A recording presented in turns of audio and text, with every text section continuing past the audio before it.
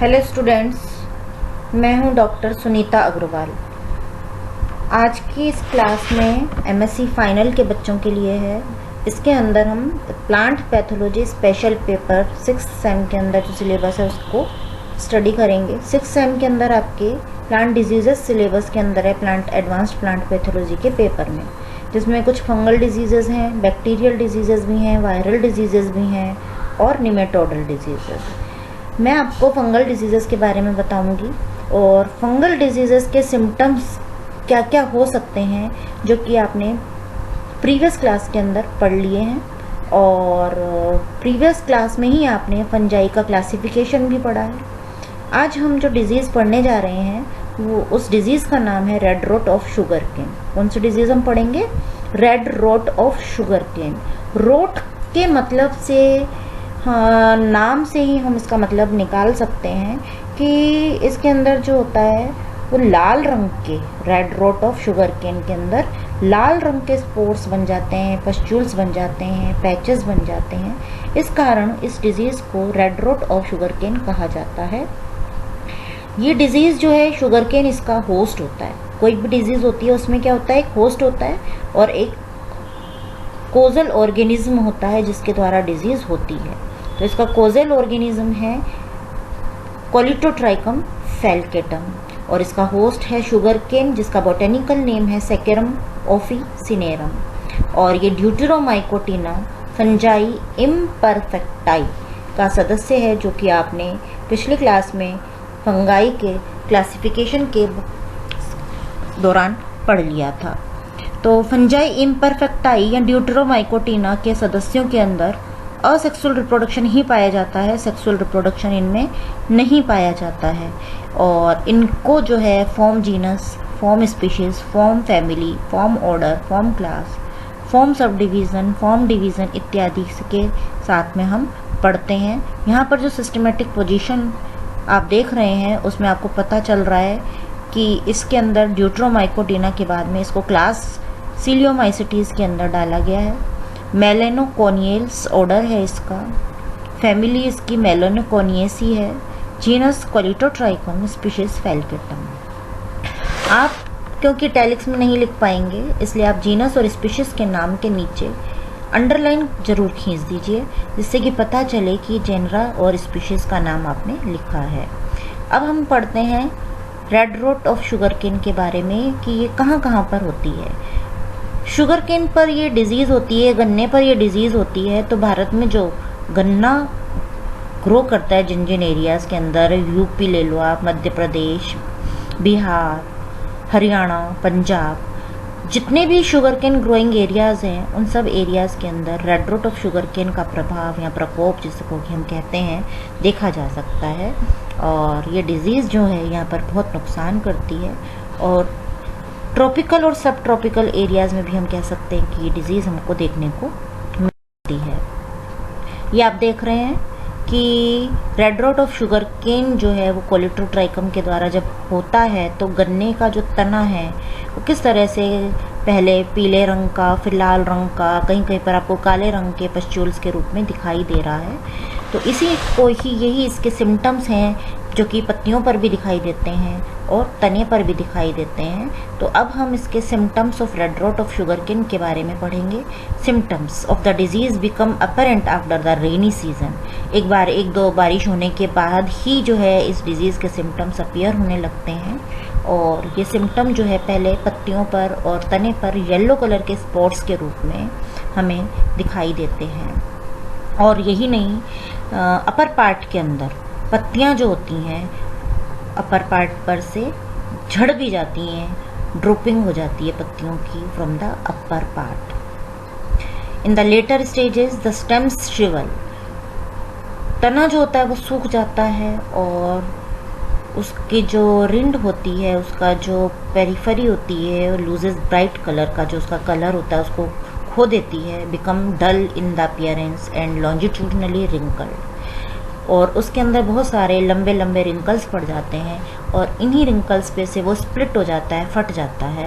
और जब वो फट जाता है इन रिंकल्स पर से लॉन्जिट्यूडनल, लंबवत रूप में, तो हमें उसके अंदर लाल रंग के स्पोर्स दिखाई देते हैं। स्पोर्स अगर नहीं भी दिखते हैं तो हमें उसके अंदर लाल रंग का गन्ना जो है वो, कई बार हम गन्ना खाते हैं तो अंदर से वो लाल निकलता है।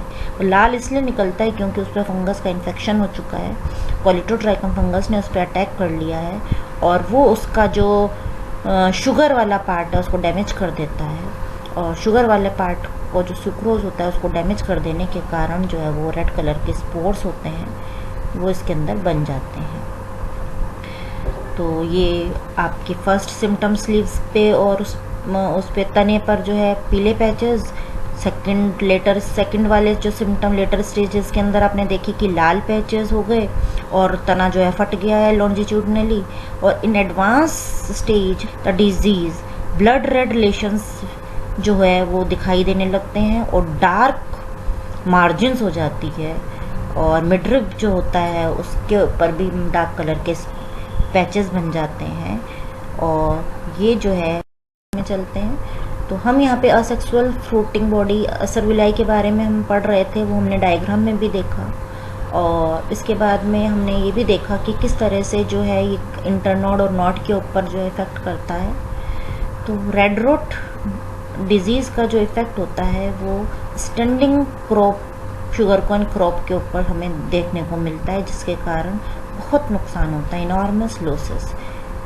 एपिडेमिक फॉर्म में इसमें जो है स्टैंडिंग क्रॉप जो होती है उसका बहुत ज़्यादा रिडक्शन हो जाता है और कई बार फील्ड में पूरी क्रॉप नष्ट हो जाती है, उसको पूरे के पूरे फील्ड को साफ करना पड़ता है due to enzymatic action of the pathogen. ये ऐसा क्यों होता है? क्योंकि पैथोजन जो है इससे एंजाइम्स निकलते हैं। ये भी हमने जो है 5th सेमेस्टर में पढ़ा है कि पैथोजन से डिफरेंट काइंड्स ऑफ एंजाइम्स जो है वो बनते हैं और ये एंजाइम्स जो कि शुगर के अंदर सुक्रोज होता है, कैन जूस जो होता है उसको ग्लूकोज और अल्कोहल में कन्वर्ट कर देता है, जिससे कि सुक्रोज का लॉस हो जाता है। और मे बी ऐसा इसका जो लॉस होता है 33% और उससे भी ज़्यादा हो सकता है, और जिससे कि शुगर इंडस्ट्रीज़ को भी फैक्ट्रीज़ के अंदर बहुत नुकसान उठाना पड़ता है। तो इस तरह से इस डिज़ीज़ के कारण इकोनॉमिकली बहुत नुकसान होता है और ये डिज़ीज़ जो है बहुत ही हानिकारक, इकोनॉमिकली इम्पोर्टेंट है।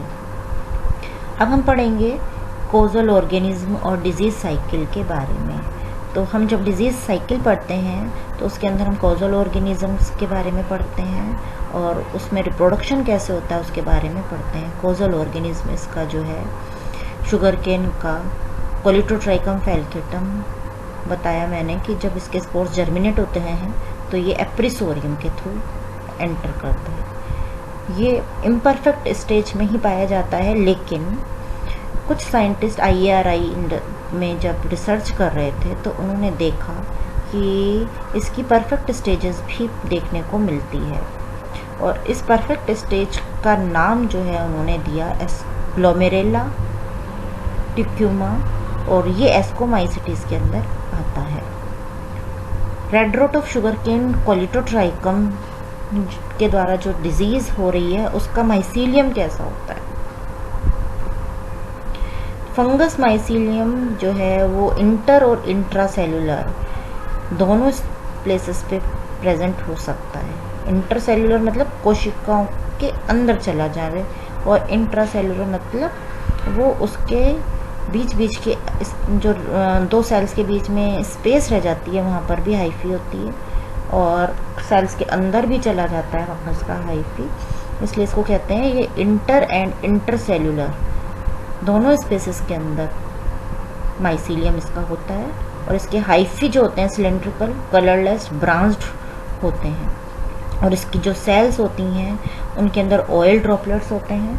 हाइफा प्रोड्यूस टर्मिनल और intercalary thick walled greenish black chlamydospores in the pith cells. आपको दिखाए थे क्लेमाइडोस्पोर छोटे छोटे से क्लब शेप्ड स्ट्रक्चर हैं जो कि इसकी पिथ में प्रोड्यूस होते हैं और फिर इनके ऊपर जो है the spherical chlamydospores remain dormant in the soil. इसके ऊपर स्फेरिकल शेप के या किडनी के शेप के क्लेमाइडोस्पोर्स भी बनते हैं इसके अंदर, जो कि सोइल में डॉर्मेंट सुषुप्त अवस्था में रह सकते हैं। Finally form stromata consist of densely packed cells. From the upper surface of each stroma rise the conidiophores and bristles called seta. ये आपने डायग्राम में देखा था कि इसमें कुछ सेल्स कुछ पतले पतले फाइबर्स जैसे होते हैं जिनको कि ब्रिसल्स होते हैं, जिनको कि सीटी कहते हैं, और कुछ जो होते हैं छोटे छोटे होते हैं उनको क्लेमाइडोस्पोर्स उनको कॉनिडियोफोर्स कहते हैं। और ये स्ट्रोमेटा जो होता है डेंसली पैक्ड स्ट्रक्चर होता है इनिशियली, और बाद में जो है जब ये अपवर्ड डायरेक्शन में ग्रो करता है और तो जो है अपर एपिडर्मिस इससे फट जाती है और ये बाहर जो है निकल जाते हैं। The seta rigid long hair like structure, जैसा कि अभी बताया था, और इसकी जो साइज़ है 100 से 200 माइक्रोमीटर लंबी और 4 माइक्रोमीटर ब्रॉड होते हैं। They are septate each with 4 septa, दिखाया था डायग्राम में अभी थोड़ी देर पहले कि प्रत्येक सीटी के अंदर 4 सेप्टा होते हैं। जब आप डायग्राम बनाएंगे तो इस बात का विशेष ध्यान रखना है कि आपको एक सीटी में केवल 4 ही सेप्टा बनाने हैं। They either form a ring around the stroma और are intermixed with the conidiophores in the acervulus. As the setae grow and push their way up the overlying epidermis ruptures, बताया था डायग्राम में भी और अभी थोड़ी देर पहले मैंने भी बताया कि जैसे ही ये सीटा ग्रो करते हैं वो पुश करते हैं एपिडर्मिस को और उसको रप्चर कर देते हैं, उसको फाड़ देते हैं, जिससे कि कोनिडिया जो कि कोनिडियोफोर पे लगते हैं वो सर्विलस से बाहर एक्सपोज हो जाते हैं। The conidiophores are small unseptate structures, देखा हमने डायग्राम में बीन शेप्ड स्ट्रक्चर होते हैं और इसमें कोई सेप्टा नहीं होता है। 20 micrometre long and 8 micron broad होते हैं। The conidia are one celled and usually sickle shaped, falcate भी जिसको बोलते हैं, इसी कारण इसको फैल्केटम स्पीशीज नाम दिया गया है in the form. They are hyaline, measure 16 to 48 micron long and 4 to 8 micron broad. Each conidium has a large oil globule in the center. The conidia are readily detached and dispersed by air currents. कैसे? The conidia are readily detached and dispersed by air currents. Rain, कैसे ये एक जगह से दूसरी जगह पे जा सकते हैं कोनिडिया? एयर करंट से, रेनफॉल से, रेन ड्रॉप्स से, इंसेक्ट्स के थ्रू ये जो होते हैं एक जगह से दूसरी जगह पर डिसेमिनेट हो सकते हैं, डिस्पर्स हो सकते हैं। They are short lived and thus germinate immediately in the presence of the moisture. इनको जर्मिनेट होने के लिए क्या चाहिए? मॉइस्चर चाहिए होता है। On germination each conidium produces a germ tube, क्या बनती है? प्रत्येक कोनिडिया जब जर्मिनेट होता है तो उसे एक ट्यूब बनती है जिसे कि हम जर्म ट्यूब कहते हैं। which develops either into a mycelium or produce an एप्रिसोरियम on coming in contact। इससे माइसीलियम भी बन सकता है, एप्रिसोरियम भी बन सकता है, जो कि होस्ट के हार्ड सरफेस को पेनिट्रेट करता है और होस्ट के अंदर चला जाता है। चोना एंड श्रीवास्तव ने 1952 में इसकी एक और स्टेज जिसको कि पेरिथीशियल स्टेज कहा जाता है उसको भी खोजा IRI न्यू दिल्ली में, और ये भी बताया कि इसके अंदर पेरिथीशियल स्टेज भी उपस्थित हो सकती है। ये डायग्राम हम पहले ही देख चुके हैं और इसको बता दिया था। डिजीज साइकिल जो है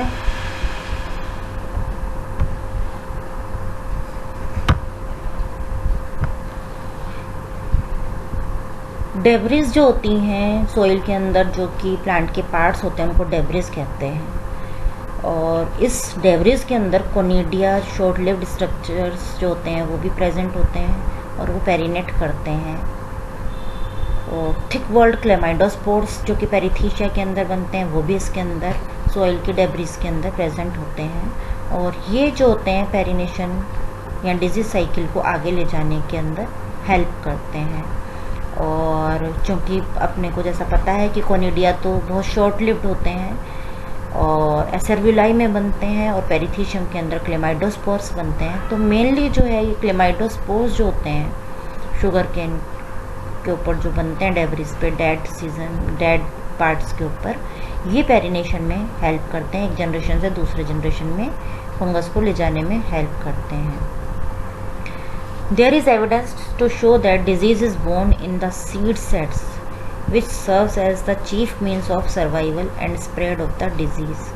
The diseased sets मतलब जो जिससे कि गन्ने को उगाया जाता है वो इसके सीड का काम करते हैं, और इन सीड्स के ऊपर या इन सेट्स के ऊपर जो कि गन्ने के जिनसे गन्ना उगाते हैं उनके ऊपर स्पोर्स होते हैं, और जब इनको उगाया जाता है और सोइल में इनको मॉइस्चर वगैरह फेवरेबल कंडीशंस मिलती हैं तो ये इनमें स्प्राउटिंग हो जाती है, जर्मिनेट हो जाते हैं, और इनसे फिर नेक्स्ट जनरेशन के कोनिडिया और एसरविलाई प्रोड्यूस होते हैं. The conidia serve as the secondary means of infection and spread of the disease. They get detached and are dispersed through the agency of wind, water, insects. On reaching the surface of the healthy sugarcane plants, they germinate immediately in the moisture retained in the enclosing sheaths. Penetration into the host takes place at the nodes through the wounds left by the tearing of the leaves or caused by the insects. तो इस तरह से जो है pathogen जो है पेरिनेट कैसे करता है, होस्ट के अंदर कैसे जा सकता है, डेब्रिस के अंदर कैसे रहता है और किस तरह से जर्मिनेट होकर फिर से अपनी साइकिल को शुरू करता है, ये इसके अंदर हमने देखा. कंट्रोल मेजर, तो किसी भी डिजीज़ को डिस्क्राइब करने का लास्ट स्टेप जो होता है उसमें हम लिखते हैं कंट्रोल मेजर्स. तो कंट्रोल मेजर में हम देख रहे हैं कि फील्ड के अंदर जो डेब्रिस होती है उससे ये फैलता है, तो फर्स्ट जो मेजरमेंट होगा वो होगा फील्ड सैनिटेशन, सेकंड होगा क्रॉप रोटेशन, तीसरा होगा यूज़ ऑफ हाइब्रिड वेराइटीज़ को हम काम में ला सकते हैं. इसके लिए हम ऐसे सीड्स काम में लेंगे जिसके ऊपर डिजीज़ ही ना हो. तो इसके अलावा हम जो है सीड सेट जो लेंगे वो हेल्दी लेंगे जिसके ऊपर डिजीज़ ना हो, ताकि हम जब उनको फील्ड में बोएं तो जो है हमारा हेल्दी प्लांट तैयार हो. तो इस तरह से हमने देखा कि किस तरह शुगर केन जो है उसके ऊपर कॉलिटोट्राइकम से red rot of sugarcane disease होती है, और किस तरह से ये इकोनॉमिकली बहुत ही इम्पॉर्टेंट डिजीज़ है क्योंकि इससे शुगर इंडस्ट्री को बहुत लॉस होता है. तो इस तरह से नेक्स्ट क्लास में हम नेक्स्ट डिजीज़ के बारे में पढ़ेंगे. Thank you.